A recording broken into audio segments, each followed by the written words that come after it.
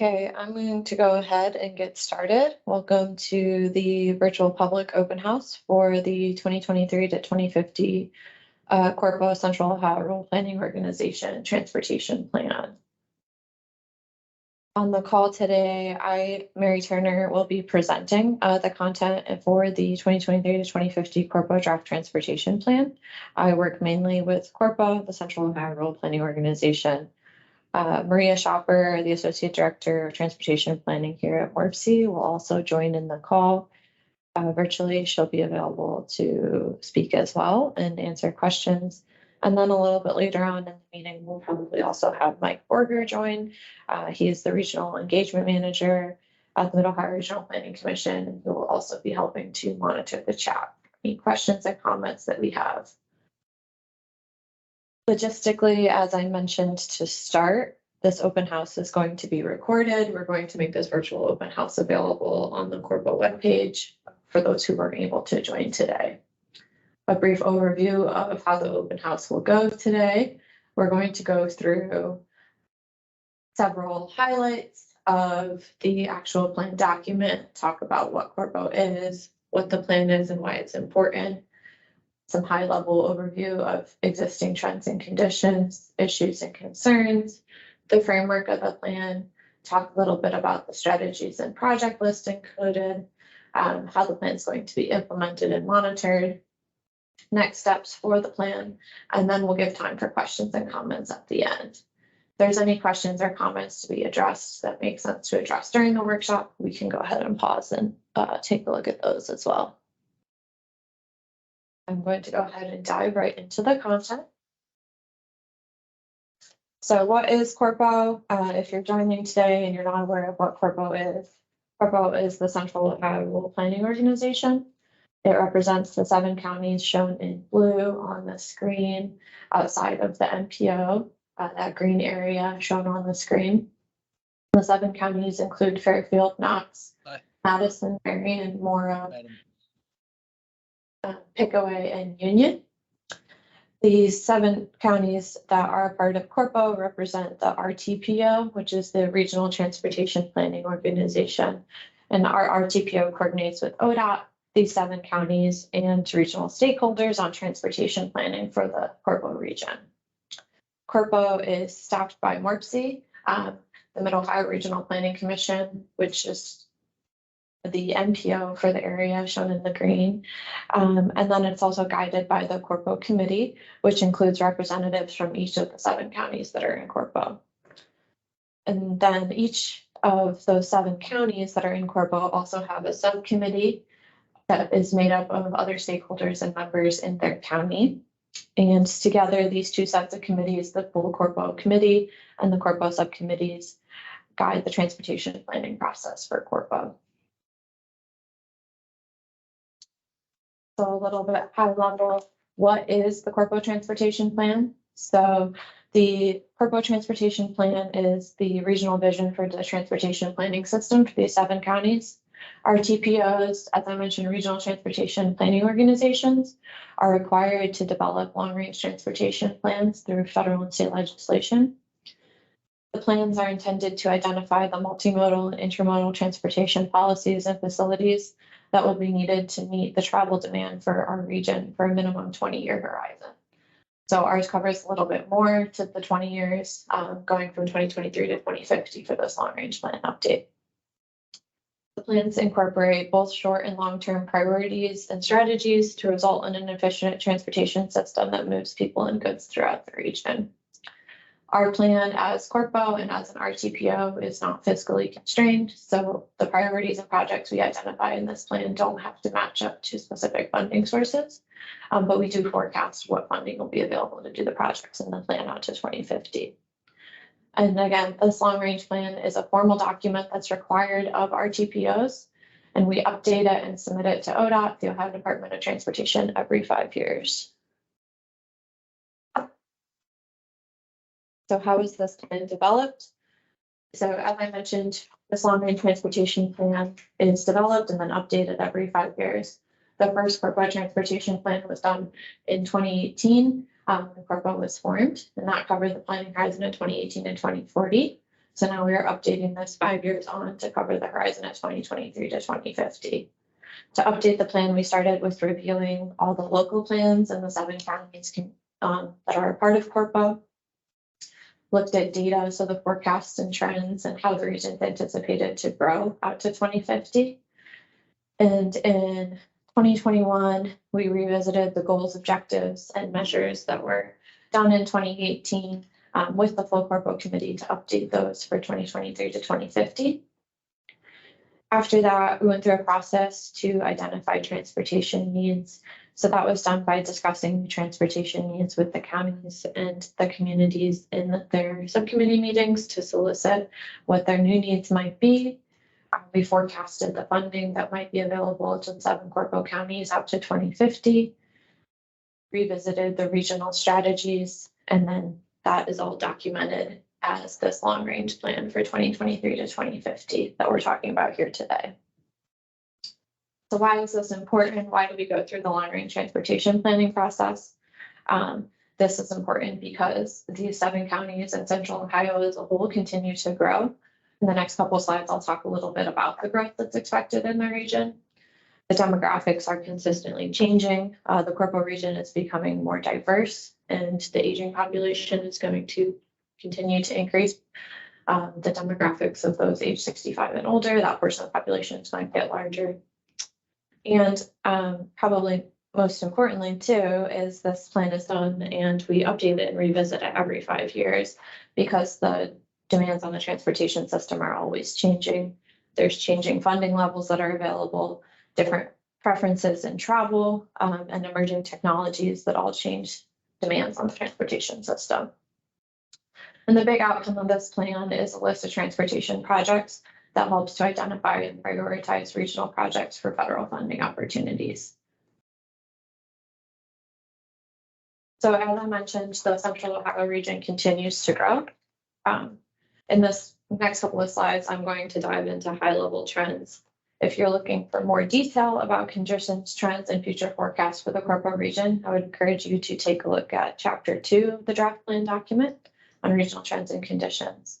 But yeah, as I mentioned, the Central Ohio region continues to grow.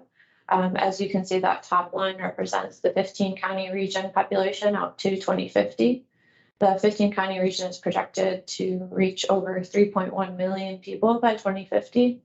And of that, the 7 county CORPO area is going to make up about 626,000 people.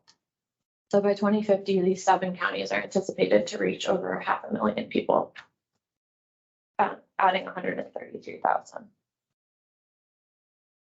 To dive into that by county a little bit, this map on the right side of the screen shows the county populations we're anticipating out to 2050. As you can see, Fairfield County is the largest of the 7 CORPO counties and is anticipated to reach over 214,000 people by 2050, closely followed by Union County, which will be over about 96,000 people by 2050. To break this down, this map shows the difference in population, the change between 2021 and 2050. So as mentioned, Fairfield County is the largest county and it's going to reach about 214,000 people, but Union County of the 7 CORPO counties is anticipated to see the largest change in their population between now and 2050. So adding population also adds households. This map here shows the projected change in household growth between 2021 and 2050. This is done with a color scale. The areas that are the darkest are anticipated to add the most households between now and 2050. And then that lighter color is a lighter amount of households that just added between 2050. So between now and 2050, the CORPO area is projected to add over 47,700 households. These numbers on the screen give a little bit of a closer up view of exactly how many households each county is anticipated to add.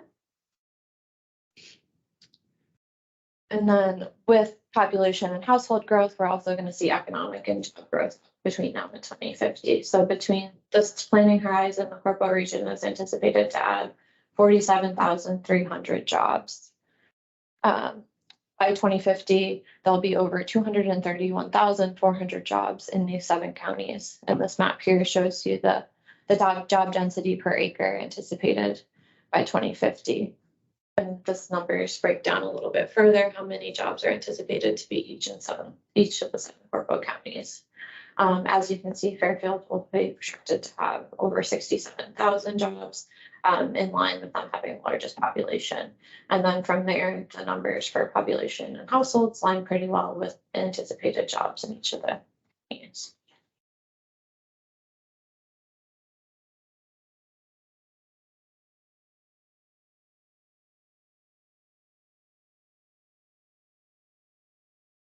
So in looking at and talking about the trends and conditions in the region, we also look at the transportation system and the existing transportation system. So the purpose of our transportation system in CORPO is to safely accommodate the travel needs of users. And that transportation system includes several components: roadways, transit, rail, bikeway, sidewalks, and intermodal facilities that interface all these modes, as well as with freight, ground and air traffic, are all pieces of the transportation system. This slide here gives a high-level overview of the existing trends in the CORPO transportation system. I'd encourage you to take a deeper dive in Chapter 3. Chapter 3 is available online for the regional transportation system to see more detail. But right now, the CORPO region includes over 5,119 lane miles of roadways, over 3,000 bridges. In 2022, there was almost 15,000. I'm sorry, that number is in millions, almost vehicle miles traveled on CORPO roadways in 2022. Our region has over 246 miles of bikeways. 6 of the 7 counties have mobility managers, and 3 of those counties have fixed transit systems. And there's a robust intermodal freight network in the CORPO counties as well, with intermodal freight facilities, connectors, many interstate routes, railways, and some nearby international airports that all are drivers of the transportation system. So as the 7 CORPO counties experience this population, economic, and job growth we've been talking about, and share in the increasing prosperity of the Central Ohio region, it won't be without pains and challenges.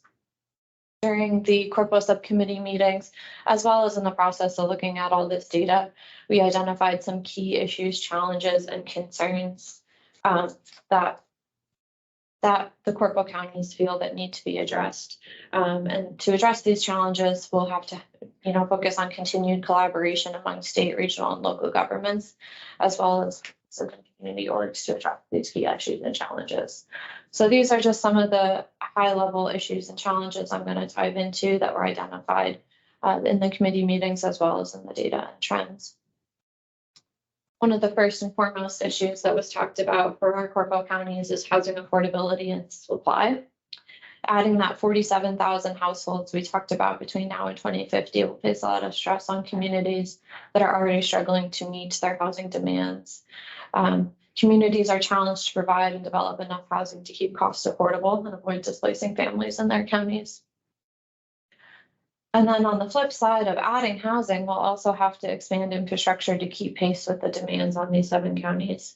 So adding housing requires adding and improving infrastructure, roads, sewer, and utilities. In a lot of these 7 counties, there's local rural roads and many areas on septic systems that will need to be upgraded before adding additional housing and jobs. Preserving and maintaining infrastructure and the availability of funding for infrastructure is also a main concern of our CORPO counties. This preservation and maintenance I'll mention in the next slide here. That's one of the first goals and a priority for the CORPO region. When we talk about the project list, the projects devoted to preservation and maintenance make up over 15% of the total estimated costs identified for projects. Declines in gas tax and increasing inflation mean that fewer projects and slower projects. So this will continue to be a priority for our CORPO counties. Another challenge identified was access to recreational amenities and open space. It's easy to assume that in our rural communities, there's better access to open space, but that's not always true, as access is not only about proximity, but also about being able to get there safely. Population growth, limited transit and mobility options in our counties, as well as gaps in rural multimodal systems make getting to the open space to serve all of the population in these counties difficult. I also briefly touched on this earlier, but diversity and demographic shifts will be a challenge that needs to be monitored and understood for these CORPO counties. The population that identified as white alone in the CORPO area dropped from 90% in the last round of American Community Survey estimates in 2010 to 86% in 2020. So that's a 4% drop in the total population that identified as white only, and showing more diversity in these 7 CORPO counties. Additionally, by 2050, 19% of the total population in the CORPO area will be age 65 or older. It's essential to understand the needs of the shifts in demographics and diversity in our population, and to make sure those people are engaged in the planning process. And last, this is last on my key issues and concerns, but I will point out that this is, when we dive into the goals, one of the top goals for the CORPO region, roadway safety. In the CORPO area, over 50,000 crashes were reported between 2017 and 2021, and 4% of those crashes, of those 50,000 crashes, resulted in serious injuries or fatalities. But people walking, biking, and riding motorcycles were only about 2.5% of the 50,000 crashes, but accounted for nearly 20% of all fatalities and serious injuries. So nearly 40% of crashes involving a motorcycle or pedestrian in the CORPO counties in that time resulted in serious injury or fatality. So all those key issues, concerns, and challenges feed right into the 6 goals that are the framework for the CORPO transportation plan and outline the regional vision that the CORPO counties have for the transportation system. As I mentioned, preserving and maintaining the transportation system in a state of good repair is one of the top priorities, and is the first goal listed here on the screen. That second goal is also a top priority for the CORPO counties, a safe transportation system for all users, and was also one of the key issues mentioned. The other goals make up different portions of the transportation system, different goals and portions of the vision, and they are accessibility and mobility options for all users, an integrated, connected, and coordinated transportation system, a system that supports a collaborative and focused approach to economic vitality, and to preserve and enhance environmental resources and sustainability through the transportation system.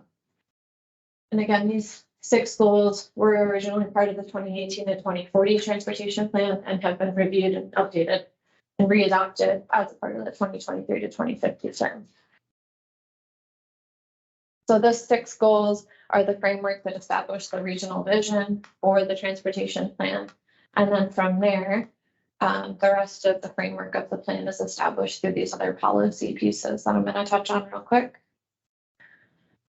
So after the 6 goals, the 6 overarching goals that establish the vision for the plan and what we're trying to achieve with our transportation system, there are 16 corresponding objectives that the committee's identified to reach those goals. 33 strategies, which are the methods and capabilities that will be used to achieve the objectives. And then the CORPO transportation plan also identifies 21 performance measures, and performance measures are the specific data points that we'll look at to help us document progress towards achieving that regional vision. So as mentioned, there are 16 objectives that are outlined in the plan, and these objectives carry out the goals, the 6 overarching goals. This slide here shows the 6 overarching goals on the left, and then you can see that each of the goals has at least 2 corresponding objectives that will help to achieve that goal.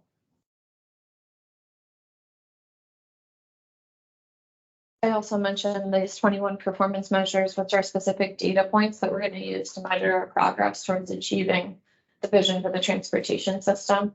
So you can see the performance measure types listed, and then in that orange outline here is a 2023 benchmark. So this is a specific data point that we're able to look at in 2023, and we'll be able to measure our progress when we re-update the plan in 5 years and even beyond that to see what's changed as far as these benchmarks that we're taking right now. To find out more about these measures that are each there, I know they're very small on the screen and hard to see, but chapter 2 and 3 related to the regional trends in the transportation system take a deep dive into explaining each of these performance measures. And then the summary chart in chapter 5 shows all of the benchmarks documented in one spot for these performance measures.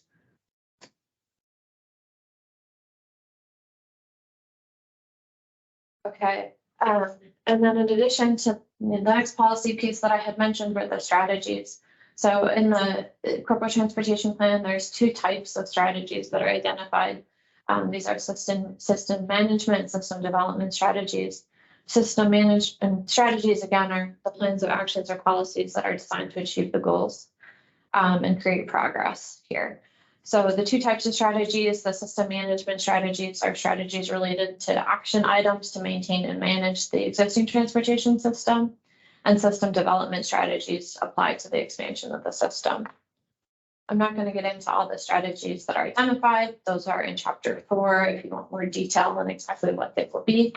But the system management, and again, these relate to the operations of the system, or to the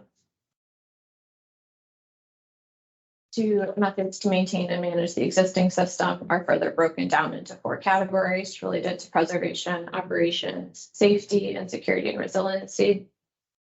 And then the system development strategies, which relate to expanding the system, these are broken down into the portion of the system that they relate to. So there's strategies related to the overall system, and then to expanding roadway infrastructure, expanding bike and pedestrian infrastructure, the transit system, and freight rail and multimodal connections. So because system development really relates to the expansion of this transportation system, the regional project list that's incorporated into the transportation plan is really a portion of the system development strategy. So the regional project list is a list of all of the projects that were identified by the CORPO communities and counties throughout their county between now and 2050 that are needed to meet the demands of the growing population and economy out to 2050.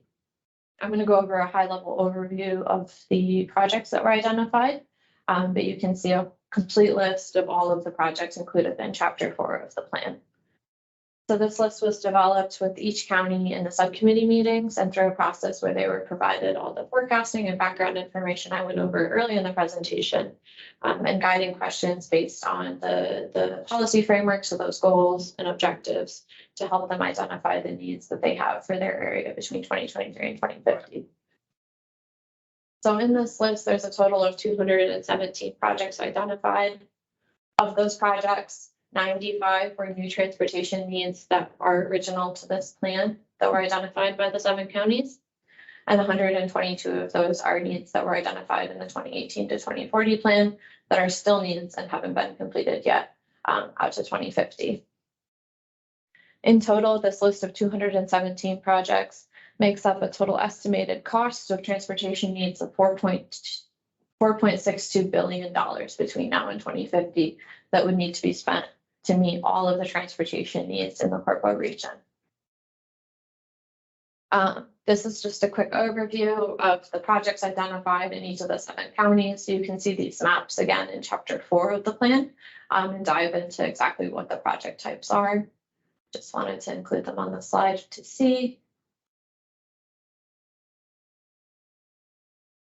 This slide breaks down all the project types. So there's 217 projects, and each of those projects pertain to the transportation system, but they all pertain to a different type of project.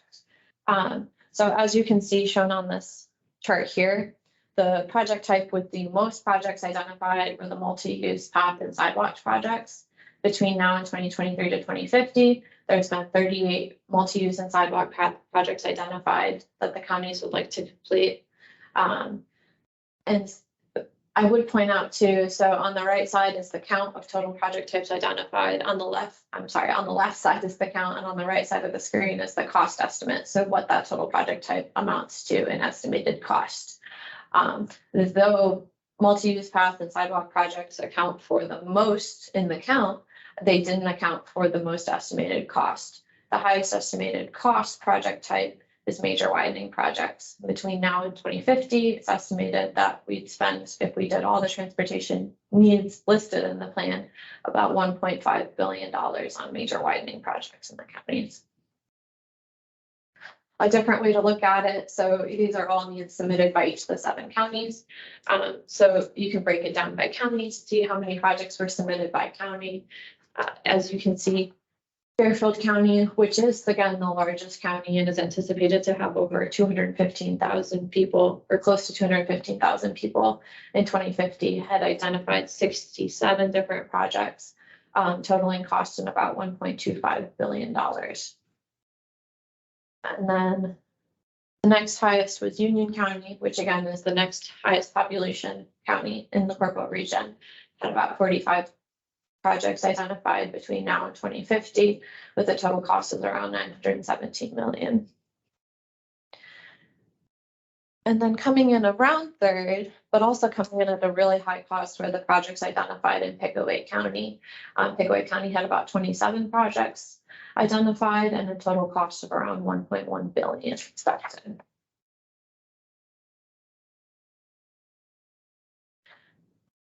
So as mentioned a little bit earlier, between now and 2050, all of those 217 projects identified have about a $4.6 billion cost estimate to complete those needs.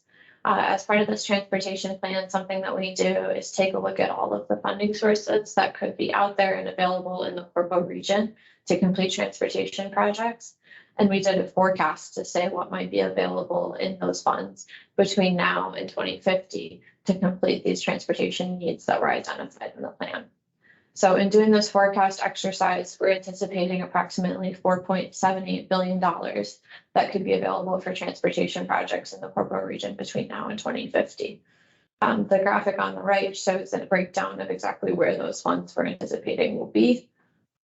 And again, these are funds that would be out there to carry out essentially both pieces of the strategies, right? The system management, maintaining the existing system, and then as well as expanding and upgrading the system. So what happens next with this plan? So as I mentioned, this plan is something that's updated every 5 years. So 5 years from now, we'll revisit this information and understand the changing needs on the transportation system and new demands to make sure we're still staying consistent and make sure this plan is still relevant. But in the meantime, there's several ways that this overall long-range plan is also developed and carried out in the short term. Two of those ways being the TIP and SIP programs. What the TIP is a schedule of transportation infrastructure projects within CORPO's planning area that have specific funding committed and are expected to have design or construction work begin within a 5-year horizon. That TIP is updated every 2 years, and projects included in the TIP, that 5-year program of funds, are first included in this long-range plan. The current CORPO TIP is available on the CORPO webpage. It covers fiscal years 2024 to 2027 and was adopted in 2023 and will be updated in 2025. The next piece that I talked about that is a way to implement the long-range plan is the SIPs, or capital improvement programs. Capital improvement programs are many local governments maintain their own. And a capital improvement program identifies projects within local jurisdictions with committed funding. Many of the most significant projects in these local capital improvement programs are incorporated into the TIP as well as the long-range plan. And I mentioned earlier our performance measures, and those performance measures, as a reminder, are specific data points that let us monitor and understand how well we're implementing the regional vision for the transportation system. So we can also, in implementing and monitoring this plan, revisit those benchmarks that we established in 2023 or those specific data points to understand how we're moving forward and implementing the regional vision. So what's next for this long-range plan document? Today is this virtual public open house. And again, this section's being recorded and will be posted on the CORPO webpage for those of you that weren't able to attend. The public comment period is currently open and will be open through October 27th. I'll talk a little bit more about that in a second. And then this full update, the 2023 to 2050 transportation plan, should be adopted at the full CORPO committee meeting on Monday, November 6th. So again, we're in the public comment period for the CORPO transportation plan between now and October 27th. What we need you to do is take a look at the draft plan, review it, and provide any feedback between now and October 27th. You can provide feedback by emailing at corpo@morpc.org or calling in. You can also reach out to that call-in number if you need any hard copies or translated materials. Okay, and now I'm gonna go ahead and open it for any questions or comments on the plan.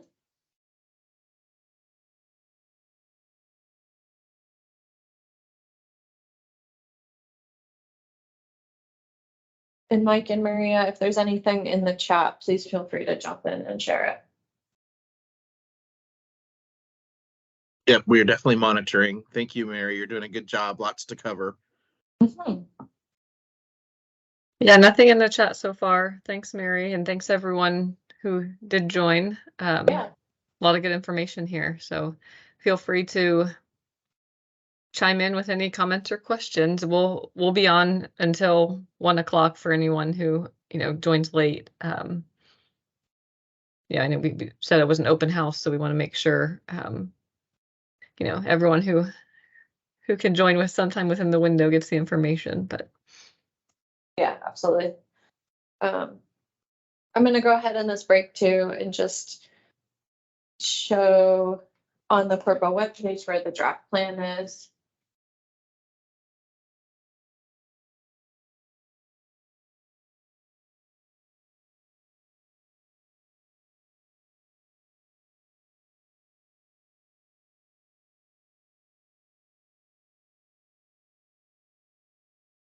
So the CORPO website page is available on the Mid Ohio Regional Planning Commission website, the MRC website. There are several things on the CORPO webpage, one of those being the long range plan right at the top. You can see information about the update, as well as the public comment period being open. You scroll down, each of these is a link to the draft chapters of the plan so that you can view them as a chapter and provide any feedback and comments. And again, you can get a draft copy of the printed plan by calling in and letting me know, or a translated copy. And then those public comments can be submitted either to the email address listed here or in writing to this address.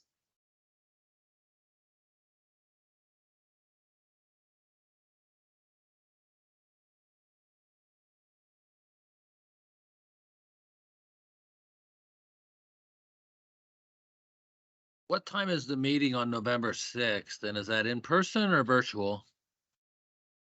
The full meeting will be in person. It will be at 2 o'clock. Technically, there'll be a meeting of the CORPO Dedicated Fund Selection Committee for a few minutes before that. So I think the full CORPO committee meeting will start around 2:10. Okay, thanks. And it'll be in person at the MRC office.